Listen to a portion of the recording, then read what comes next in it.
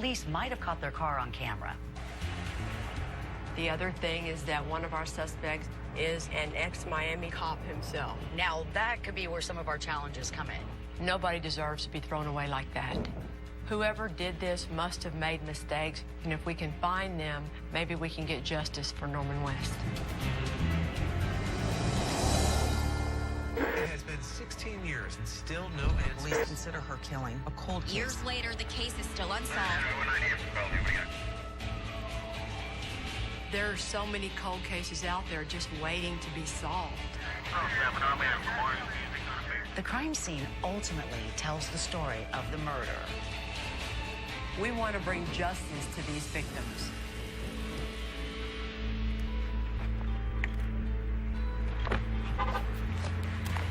Feel that air, girly. Doesn't feel like January, does it? No, it's my kind of place. Hi. Alex Castaneda. Nice to meet you. Hi, how are you? Yolanda, nice Nice to meet you. How big is Hialeah? Area-wise, it's probably about, what, 25 square miles? Around. Hialeah is pretty much a blue-collar city. It's a busy city as far as crime, and they get anywhere in average between 10 and 20 homicides a year. You've been working on the case since the beginning. Yes, ma'am. Well, as a homicide detective, you'd like to solve every case you get and bring closure to that individual's family. Hey, Steve. How you doing? How you doing, sir? Alex. Nice to meet you. Alex Castaneda. Steve Spindle, nice to meet you, sir. Detective Castaneda and Detective Garcia, they have done a great job in what I call memorializing this case. They've gone out, they've investigated it to the nth degree. This case is going to be very tough, but I give them kudos for going ahead and doing it. Why don't you tell us about the victim? His name is Norman West. He was basically down on his luck, was homeless for a while. His family took him in. He was living with the sister of his mother. Norman had been out of work, but he was turning things around by taking odd jobs, doing gardening and construction. Everyone you spoke to spoke well of him. Didn't really have any enemies, didn't really have any confrontations with anybody. Norman spent his whole life in Miami. His father was murdered when he was younger, and it's heartbreaking to see that tragic kind of history repeat itself. Walk us through that day when y'all get the call. The date was March 17th, 2011. It was in the mid to late afternoon area, and individuals were leaving work, and a female and her friend, they discovered a lifeless body in the alleyway behind a warehouse. Oh my God, tiene sangre, a él le hicieron algo. Es un hombre, sí, es un hombre, y tiene algo, tiene sangre en el pecho. Nobody observed any type of suspicious vehicle or person in the area. So units were dispatched out there, and when they arrived, they locate Norman's body. He was shot. He's down to his white T-shirt and underwear, and it was immediately apparent that it was a homicide. Norman had been shot twice in the head, close contact with a medium caliber weapon. No shell casings or blood spatter were found at the scene, suggesting he was killed somewhere else and then brought to the alley. We pulled surveillance video to see if we could capture what occurred, and we do capture a vehicle. It was a silver-colored car, and when the car enters the alleyway, it will make a U-turn. And we basically missed the tag on the vehicle by approximately a foot. So the video doesn't show a body being pushed out or taken out? It goes out of camera frame. Okay. If that car had stopped to dispose of Norman's body just a few yards closer to the camera, this wouldn't be a cold case. But that's why we're here. Okay, y'all want to start working on our suspect board? Sure. Okay, let's start with Larry. That's his cousin? Yeah, Norman's living at his mother's home. On the day that Norman was murdered, Larry Jackson asked Norman to come to his duplex to rake leaves about 4 o'clock. When police questioned neighbors, a witness said he saw a light-colored vehicle pull up to Norman. Norman entered the car and it drove off. At first, the police believed that Larry would be especially helpful to the investigation. Larry Jackson is a retired police officer from the City of Miami Police Department. And we decided to reach out to him to see if he could give us a baseline on Norman. So we bring him in, and he gives us an alibi that he was at a park with a young lady. Doesn't want to provide the young lady's name out of respect for her because she's married. And did he say that in a way that made you believe it? No, I was a little skeptical. I mean, it's basic information. Okay. Towards the end of the interview, he requests to make the claim on the insurance policy. Larry was carrying a $100,000 life insurance policy on Norman, which is kind of odd, because usually that's the kind of policy you would take out on your spouse or on your parent, not a healthy 33-year-old cousin. Purchases insurance, when is it? 725.10. That's $100,000. Larry is an ex-cop. He's recently retired, and there's no worse suspect you could ever have than a police officer because they know what a prosecutor does to make a case. So you are dealing with the enemy. Come to find out, his niece had also taken out a life insurance policy on Norman. All right, LaTarsha. What was her job? She was a sergeant in the Department of Corrections, Florida Department of Corrections. She's Norman's cousin, lived at the same home. I wonder if she resented him living there with Grandma. His aunt? His aunt, her grandma. From speaking to them, they were all bothered that he was there, basically. They consider him as a freeloader. Okay, what else? Has a huge life insurance policy on him. Okay, and she purchased it how long before our murder? About 2 months and 3 weeks. Right. LaTarsha had her own $200,000 life insurance policy on Norman. But was Norman making the kind of financial contribution to the household to warrant that? Or could there have been something else motivating the policy? How much were her premiums a month? About $400 a month? Don't you think that's kind of significant? $400 a month is a lot of money. That's a lot of money. Neither LaTarsha or Larry's policies were paid out after the murder because it's still an open investigation. The question is, why were either of them carrying insurance on Norman? And is it possible they were working together to kill him? Who do y'all want to do? Richard, Scott? We're not gonna have a picture for him. That's okay, let's just do it over here. And who is he, Alex? He is Margot's husband.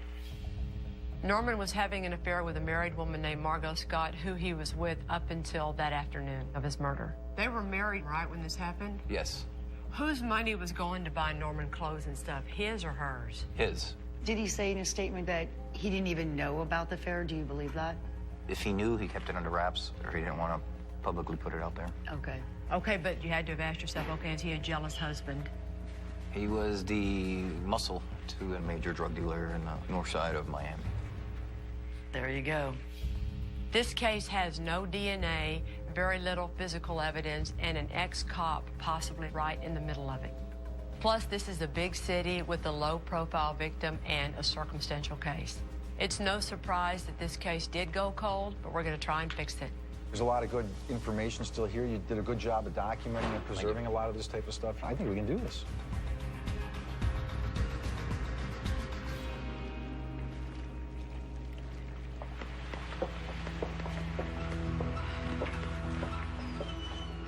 Hi, Cheryl. Yolanda. Larry, nice to meet you. Same to you. Cheryl is Norman's sister. Thank you for meeting with us. Cheryl has had a lot of tragedy in her life. What we going through and what we've been going through, I don't want nobody else to go through. Can you tell us about Norman? What was he like? A pain as usual, big brothers. But he was okay. He played football all through high school. We was always at his games. He would have been 37 or 38.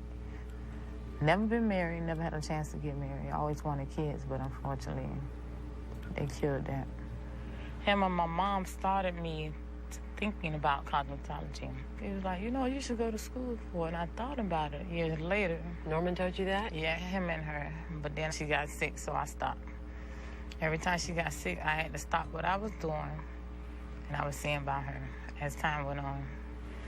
Finally, I did. Your mom raised all of y'all here? Yeah, she's from New York. Okay. She came down here and met my father, and unfortunately, he was murdered as well.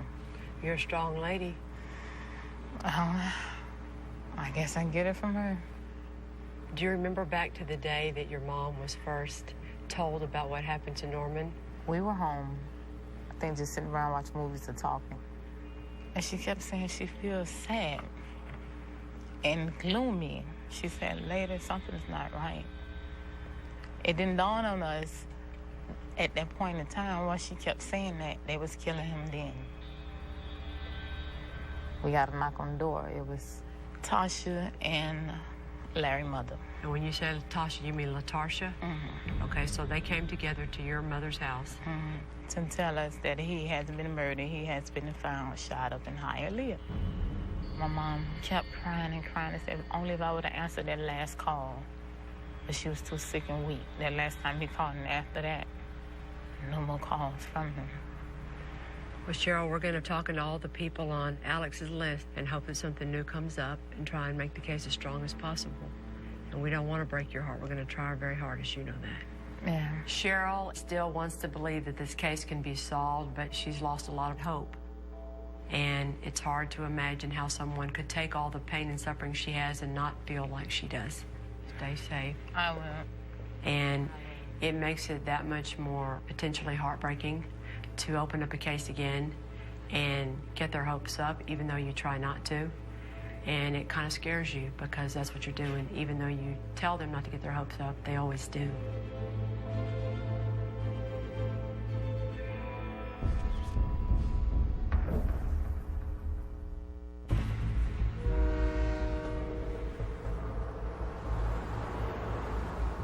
Here's our duplex.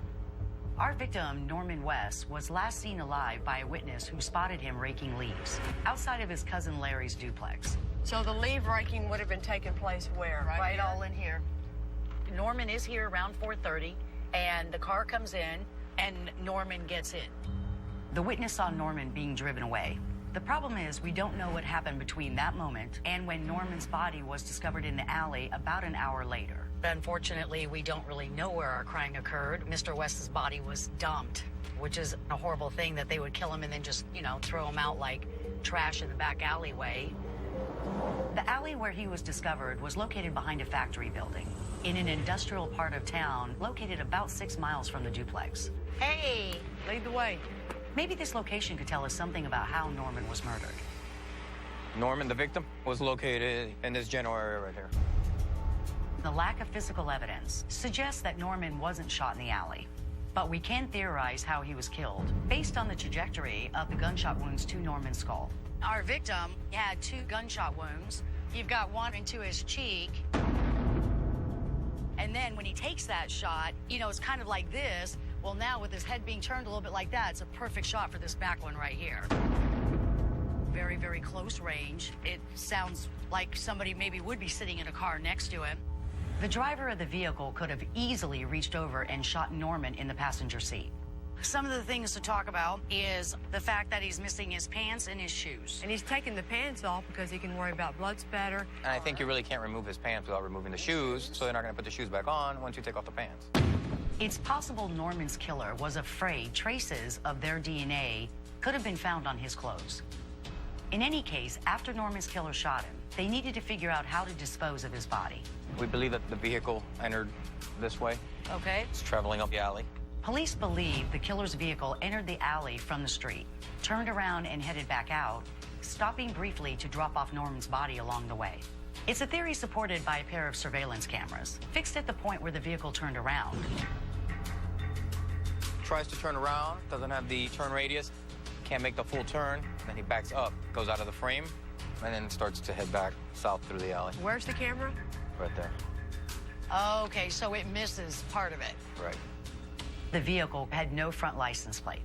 And due to the angle of the security cameras, a blind spot between them and the car's position during its 3-point turn, the rear license plate is never clearly visible.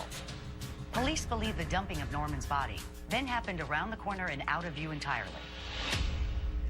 So if you stop your car, you've got this really big tree right here who's giving you a lot of coverage. Your car's giving you coverage. Correct. You take the body out and just throw it down. Anybody from the street is never going to see what you're doing. No. It's easy to see why Norman's killer chose this alley. It allows for a quick getaway and is usually deserted. But they made at least one crucial mistake: timing. It was quitting time, so you have a lot of pedestrian traffic. We have probably about 5-6 minute window between the vehicle coming into the alley and the first 911 call. The killer may have gotten lucky with their license plate, but with that surveillance video and the discovery of the body just minutes later, we can construct the timeline for Norman's murder. God, that is such a close timing. In order to build up a timeline leading to Norman's murder, we can examine his cell phone records. Any incoming or outgoing calls should tell us who he was in contact with during his final hours. The last phone calls that are received by the victim prior to his pickup. Right before we think the murder happened. Yes. We trace it back, and those 2 calls are from the track phone. Basically a, pay-as-you-go type phone. Track phone is a brand of prepaid cell phone. Criminals often use prepaid phones, also called burner phones, to commit crimes because they're cheap and difficult to trace, since users don't need to create an account with the phone company. Furthermore, those 2 calls from that track phone are deleted from the victim's phone, the actual physical phone. It's possible Norman's killer manually deleted the numbers to cover their tracks. Fortunately, it didn't work. On that track phone, we tracked down to a Walmart Walmart records confirm it was purchased at this time at this register because they have to activate the phone. Cool. Okay. So we get the video of that register, and we discover the individual who's paying for the phone is LaTarsha. At some point during the interview, we actually show her the video because she's in full denial that she bought a phone. Do you remember at any time prior to the murder purchasing a phone? Purchasing a phone? Yeah.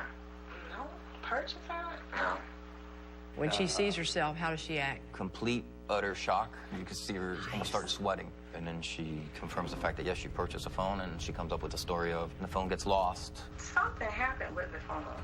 The phone got lost or stolen or... The problem for LaTarsha is, if you look at the track phone records after she says it was lost, that phone was used to make calls to LaTarsha herself and to Norman right before he was murdered. So whoever had this phone after LaTarsha supposedly lost it sure was connected to a lot of people in this case. Okay, first she lies about buying it. Correct. Then she lies about... How it's lost. Right now, we can't say who was using the track phone, but why is she buying a phone when she has her own cell phone? Why so close to the murder? And did she do this alone or with somebody else?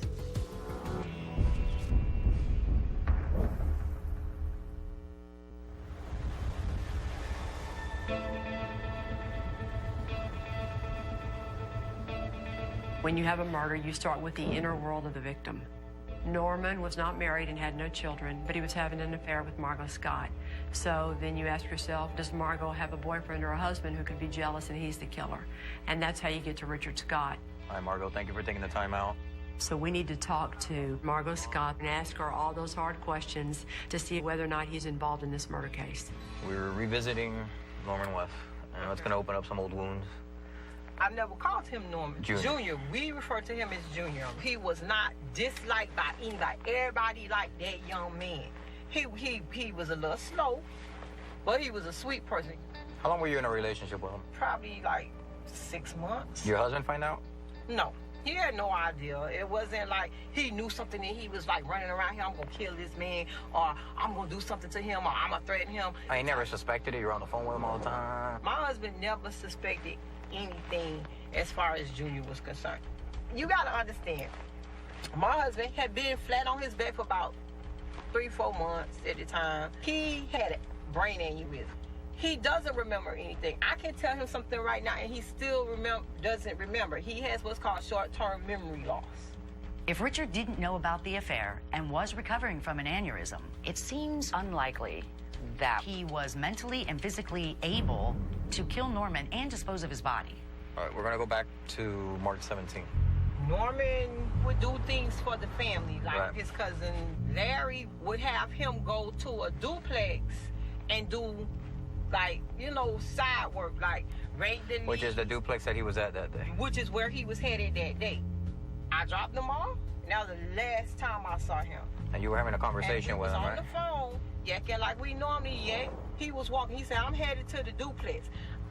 And then I look at the phone. I said, your cousin calling me. Why she calling me? That cousin being Tasha. Okay. So I clicked the line over from him. She was like, oh, I got your money. You can come get it.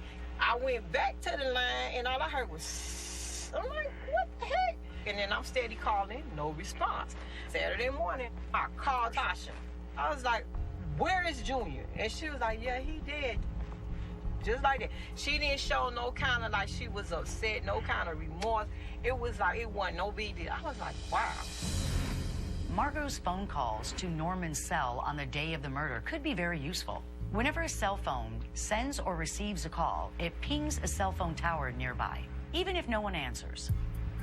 Those pings can tell you the location of the phone. Hey, Brian. Hey, Brian. Brian Roberts has been working with our new cell phone expert to analyze the victim and suspect phone data.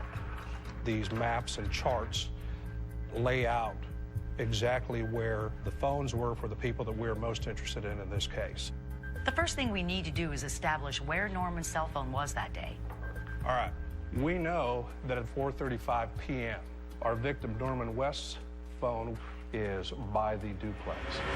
A witness reported that Norman was at the duplex till at least 4:43 p.m. And shortly after, he was seen getting in a car and being driven away. Norman's body is found at approximately 620, 6 miles away from where the duplex is at. Next thing we know, his phone is traveling. After it's called in that he's dead? The fact that Norman's phone keeps moving north after he's dead suggests that whoever killed him also took his phone. Norman's phone is found on the shoulder of I-75, 15 miles away from where Norman's body was found.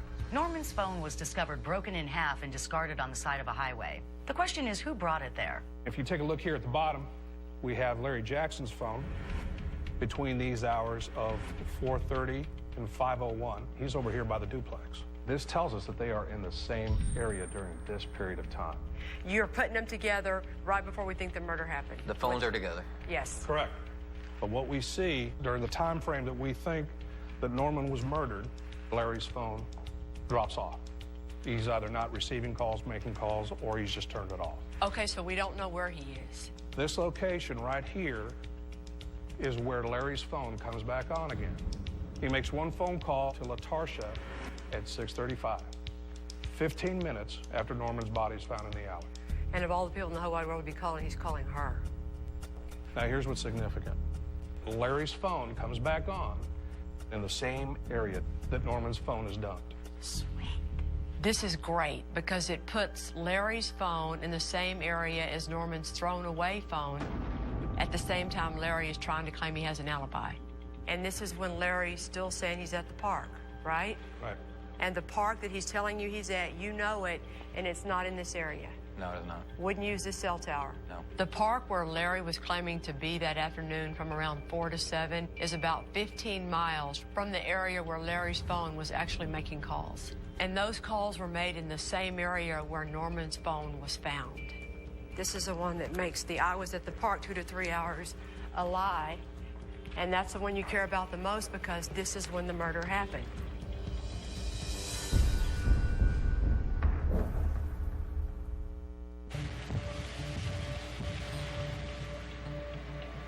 Because our victim, Norman West, was having an affair with a married woman named Margot, we had to look at her husband, Richard, as a suspect. But after reviewing all the evidence again, we know that Richard Scott did have an aneurysm right before this murder happened. I feel confident that it would have probably been physically impossible for him to carry out that murder. Carlos, you agree? I agree 100%. Yo, you agree? Yeah. Steve, you agree? I do. All right, so now y'all can focus all your attention on LaTarsha and Larry.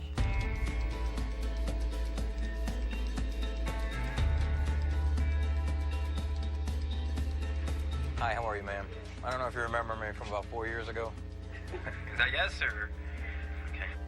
Virginia Jackson is not only Norman's aunt, she's Larry's mother and LaTarsha's grandmother. She's also the owner of the home Norman was living in at the time of the murder. Did you know that Norman had some life insurance on him? Yes. Well, at first, Larry took it. He said he's going to take out some insurance because Lama Bahia staying here with me.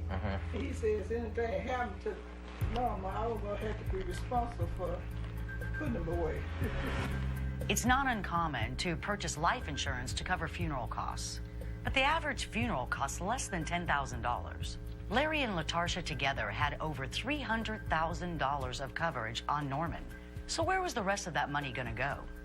Who had the life insurance on Norman? Larry took it out. And who was supposed to get the money if something happened to Norman? He's supposed to get if he took it out. How about your granddaughter? Would you be surprised if I told you she had a $200,000 life insurance policy on Norman? She never told you? She never talked to you about it or nothing like that? All right, okay, ma'am. Thank you so much for your time. God, you couldn't put... She didn't even know LaTarsha had the life insurance policy. So, Carlos, where are we headed? To flea market, just north of the police station. Flea market open today? They open 7 days a week, baby. We need to figure out whether or not there was any way Norman West was contributing enough to the family income to justify $300,000 in life insurance. Caesar, her name is Kelly. Kelly, what's up, baby? According to the insurance application, Norman's employer at that time was LaTarsha's father, Cecil Johnson.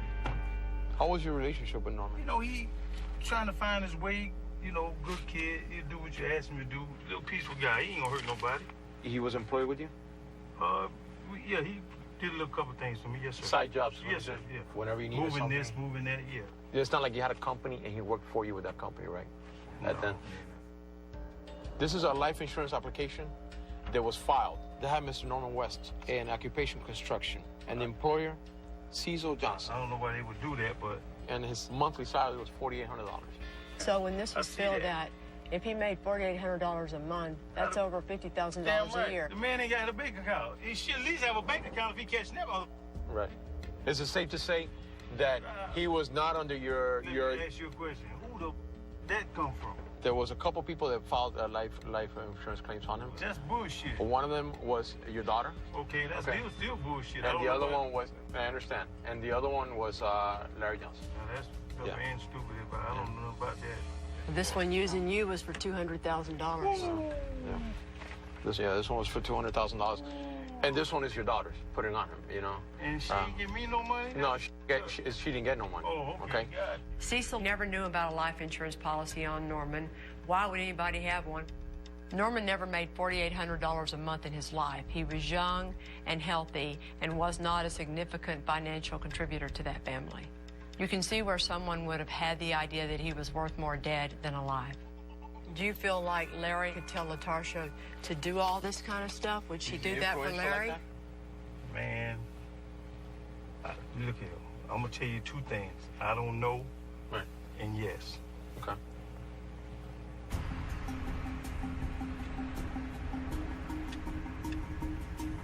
The only people that were in the middle of these big insurance policies were LaTarsha and Larry, which makes you wonder, were they working together to take advantage of Norman? And why would Norman ever agree to this insurance coverage in the first place? So this is LaTarsha's policy. When you look these over really carefully and you compare the Norman West signature to what we know to be his true signature, you can see they're not the same. So here's the first signature. Look, it's almost like they missed the R. Notice the O and the O. He doesn't. The loop is backwards here too. Yeah, and notice the T and the T and the second. He always comes all the way to the bottom to write his second. Same thing down here. They missed the R. Look at the T. And then the last time. So you got 4 times here where someone is consistently signing his name, but it's consistently different than his real ID signature. In all the cases I've had, I have never come across insurance policies this questionable. It's time for us to track down the 2 people who stood to profit the most from Norman West's death. So y'all want to make odds he never gets in the car? In our car? Uh-huh. All right, okay. But you might have a miracle, Carlos. You might work your charm, and he might. Yeah. We have to hit Larry and LaTarsha at the same time. Otherwise, they're going to warn each other, and we're going to lose our chance for a clean interview on each of them.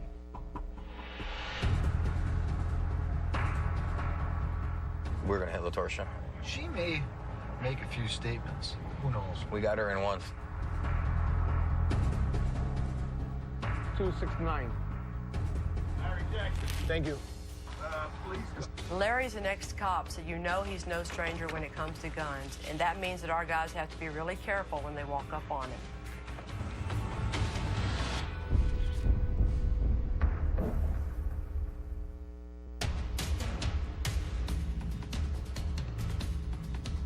Are we talking to LaTarsha now? Yeah, well, we're gonna go try it, huh? Steve, Alex, and I are headed to LaTarsha Johnson, while Kelly, Detective Garcia, and Detective Miguel Suarez are approaching our other suspect, Larry Jackson.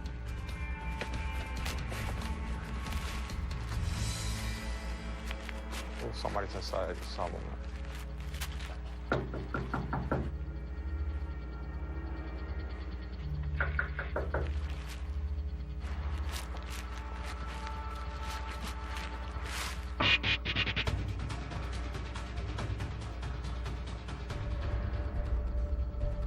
All right, boys, you're up. It's men. Sorry, men, you're up.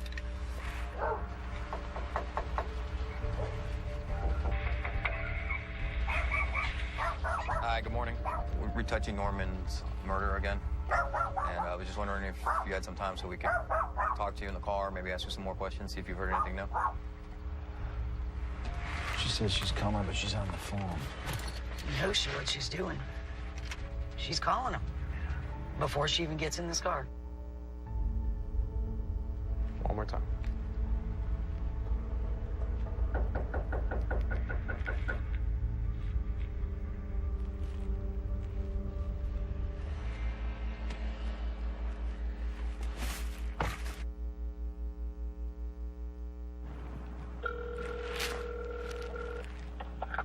Good morning, Mr. Larry Jackson, please. Hello? Hello?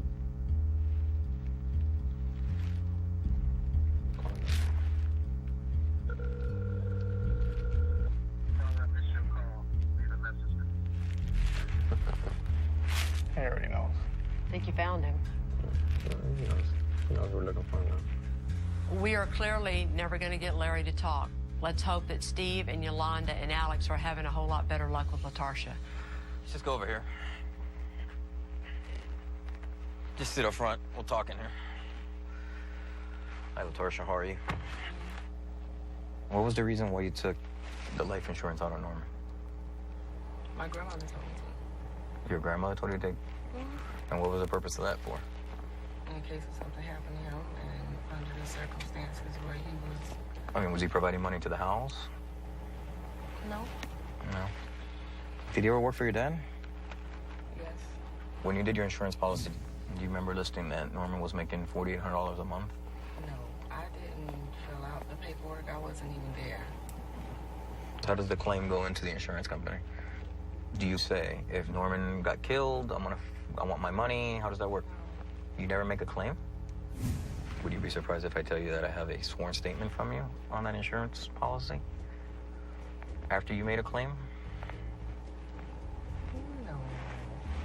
That didn't happen?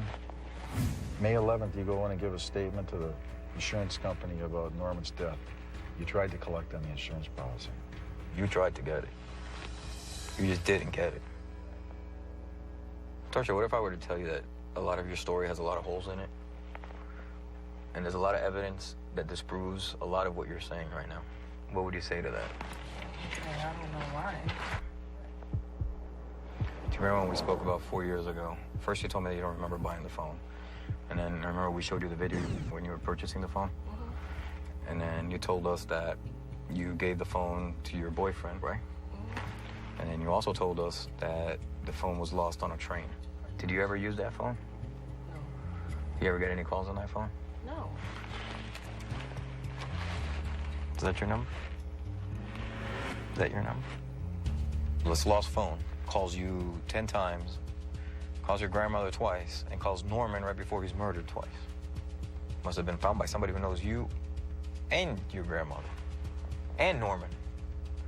Do you think a jury's going to believe that you bought this track phone, it's lost, and then this track phone is used to call Norman, and then Norman's found dead within about an hour of the last phone call? Do you think people are just going to believe that's a coincidence?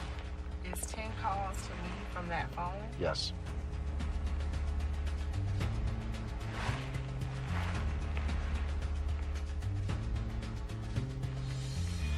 What happened, LaTarsha? I don't know. Ask yourself one simple question. If you were us, with the information that we've given you, who would you look at?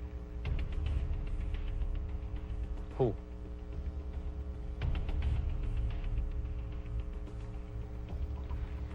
What's it gonna be, LaTarsha?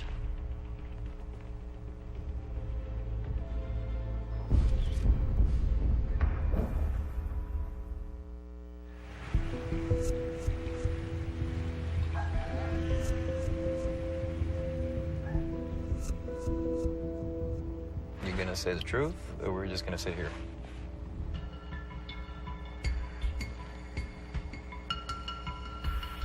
LaTarsha, when you have another one of those sleepless nights like you will tonight,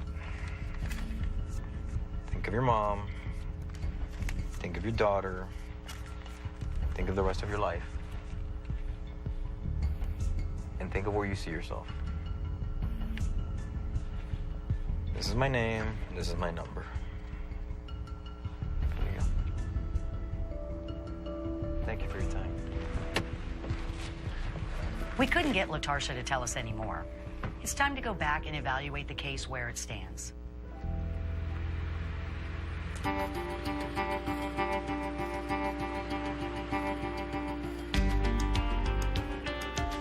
Okay, so we've talked about circumstantial evidence all week long, and y'all are going to your prosecutors, and we know how most prosecutors feel about circumstantial evidence cases. Circumstantial cases are always difficult, but when you put them in perspective and everybody understands what they really mean, they can be fantastic. Everybody wants that one big thing, the overwhelming DNA or a confession or the weapon with fingerprints on it to the suspect. But you know what one big thing will get you? If you only have one of these, you can break it. This is what's going to happen. There's your case. But y'all, what's beautiful about this case, you got all these little circumstances. You have an insurance policy. Larry takes out a $100,000 insurance policy on a completely healthy man. And then you have LaTarsha take out a $200,000 policy in December. You have Cecil saying, I was never his boss. He never made $4,800 a month. This is our life insurance application, and the employer, Cecil Johnson. Who the that come from? And we can see here that Norman's signature looks forged.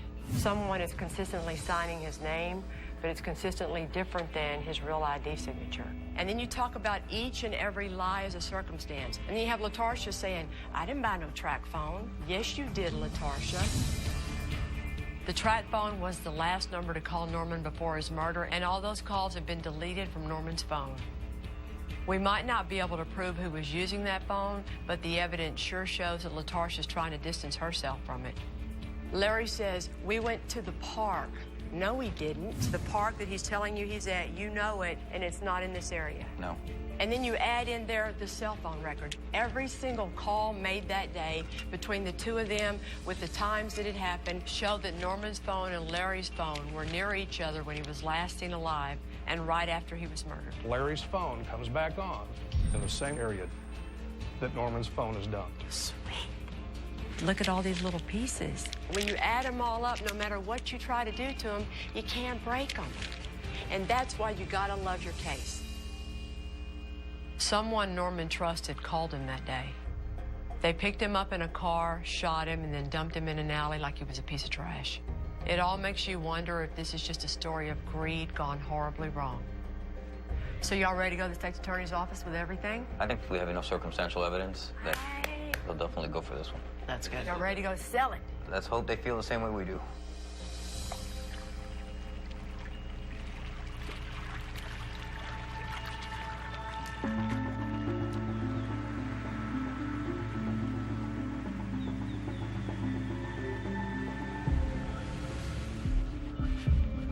Hello, ladies. Hello, Cheryl. We're happy to see you again. Thank you. I'm just tired. It's been a long week. Worried about all this? Yeah, and then going to school for 2 different courses. You got too much going on in your life, baby. Yeah. So this week we focused on Norman's case, and we feel like the case got stronger and better to the degree that Alex and his supervisor called up the state's attorney's office, and there's going to be a meeting scheduled because they're excited to talk about the case because they feel better about it. They're actually meeting with the most senior prosecutor that handles murder cases. Oh. Wow. What you thinking? So much. Oh, gosh, that's good. It's very good, actually. Yeah.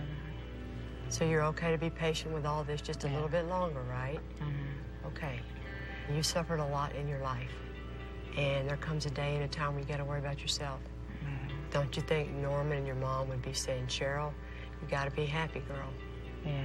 Put your faith in God and pray and be strong and move ahead. Yeah, I'm trying. It's hard, though. Well, you're almost there. You're almost done with school, and then that's your whole new beginning. New job, new career, new life. Don't worry about all this. There's nothing you can do about it. You can't argue 1 minute in the courtroom. You can't question one witness. It's out of your control. The only thing in your control is your life and your happiness. And you got to worry about that, okay? Yes. All right, baby, come on. Come on. You've been through enough hurt, okay? Worry about yourself. She deserves every chance in life to try and find some happiness for herself. And it's time for her to put this behind her because there's nothing she can do to control it. Alex and Carlos will keep fighting the fight, but she needs to move on in her life.